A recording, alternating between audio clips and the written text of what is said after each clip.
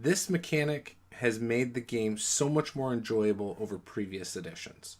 Today we're talking about advantage and disadvantage.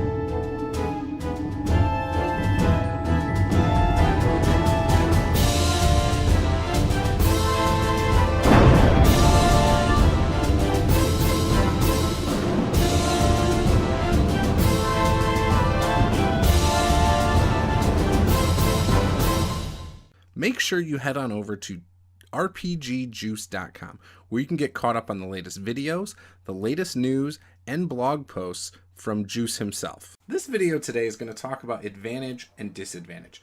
Advantage and disadvantage is a mechanic that, when introduced to 5th edition, was a fantastic addition. This mechanic for Dungeons & Dragons made running a game for Dungeon Masters so much simpler. You no longer need to remember the little pluses and negatives for different things such as a range or this or that. You just simply apply advantage or disadvantage. Some classes have abilities that are going to grant either your character or other characters advantage in different situations. And in fact, some characters have an ability that'll grant your enemies disadvantage. Now, just because players have this means that monsters are going to have this ability as well. For example, there's kobolds with Pact Tactics. Pact Tactics means that when another friendly is around an enemy, that kobold will get advantage. Barbarians have an ability like this from one of their totems, and a rogue gets this ability when any friendly is near a monster as well.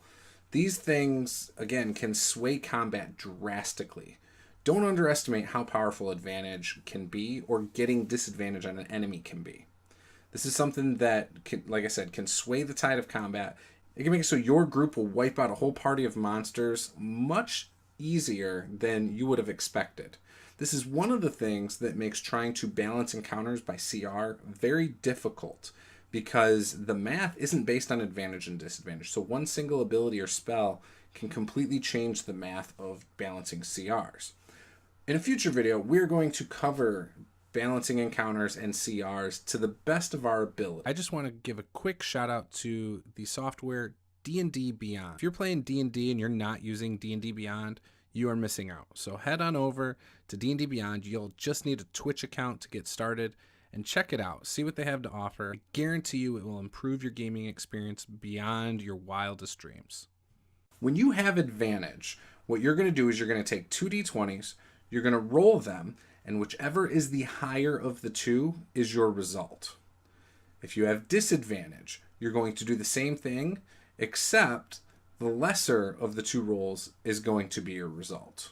If you ever have a situation where you have multiple advantage and multiple disadvantage, they cancel each other out. It doesn't matter if you have 3 advantages with 1 disadvantage. They just cancel each other out completely, and you don't get advantage or disadvantage. Some DMs may house rule this, so you might want to talk to your DM about that. Some DMs may house rule that if you have an overwhelming amount of advantages over disadvantage that they allowed advantage, make sure you talk to your DM about this. When you're playing and you think that your character would be very strategic, try to come up with ways to give yourself advantage, such as taking high ground or hiding. Hiding always grants advantage. So if the monsters can't see your character, you will have advantage. Once you strike, though, you no longer are hidden, and so advantage goes completely out the window. Ultimately, your DM is going to tell you if you have advantage or disadvantage. Advantages and disadvantages do not stack.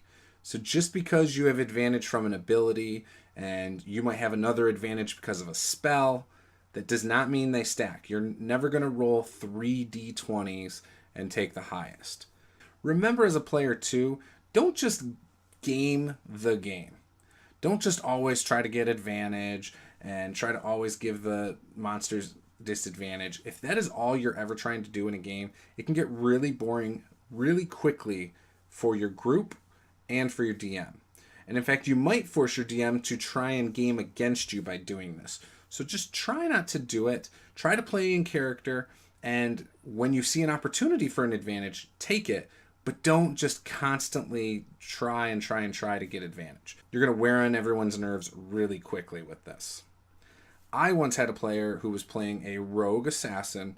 When we were in the woods, he kept trying to hide behind trees and pop out, and then he was using the rules as written against me, trying to say, well, I broke line of sight, I rolled really high on my hide check. It got really old really quick. It's not fun if there's no threat to your character, and the rest of the group is going to feel that way as well. So again, just try not to game the game too much. Occasionally, it's okay. You see this in games like Acquisitions Incorporated, when Patrick Rothfuss always asks, is there a chandelier? That's not really for advantage necessarily, but it's always a tactical thing that he's looking to get an advantage on. Again, it's not really getting the advantage roll, but he's always looking for that strategic placement to either get out of danger, or to swing to the other side, or to take out more than one enemy. Ultimately, though, it's going to come down to what your group enjoys, and if your group plays like that and your DM's fine with it, then more power to you.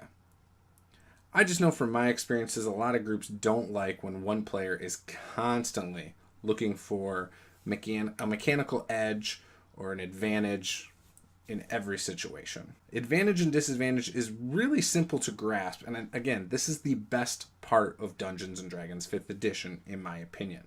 It allows you to make rulings on the fly really simply, and this is a major part of what you're going to use in Dungeons & Dragons 5th edition. Another thing I want to add on to advantage and disadvantage is inspiration. Inspiration is going to grant you advantage or grant disadvantage to your enemies. I will be the first to admit that my groups a lot of times forget to either use inspiration or give inspiration. Now, I think with 5th edition being out for as long as it has, it's been a little bit easier to remember it, but occasionally we still forget about it. DMs might be stingy about it. Other DMs might never grant it, and other DMs might give it all the time. Now, inspiration is not supposed to stack, but again, some DMs will give you more and allow them to stack. And again, inspiration is just going to give you advantage or disadvantage. A lot of people that I've played with like to give inspiration for a couple reasons. One is a well thought out plan, and two is for fantastic role play. Others like to do it based on your bonds and flaws and playing to those, even if it might not be advantageous to you or the party, because ultimately you're role playing your character. However you decide to do it in your groups is up to you, but just try to think of ways that will make it more fun for you and your group. That's really all I can say about advantage, disadvantage, and inspiration. If you have any questions, feel free to post them below. If you have any examples of great ways you've used inspiration or reasons you've been given advantage or even disadvantage, please share that below, and I would love to hear your stories. Be sure to hammer that like button and smash that subscribe button. This is Master the Game. I am Juice. Game on.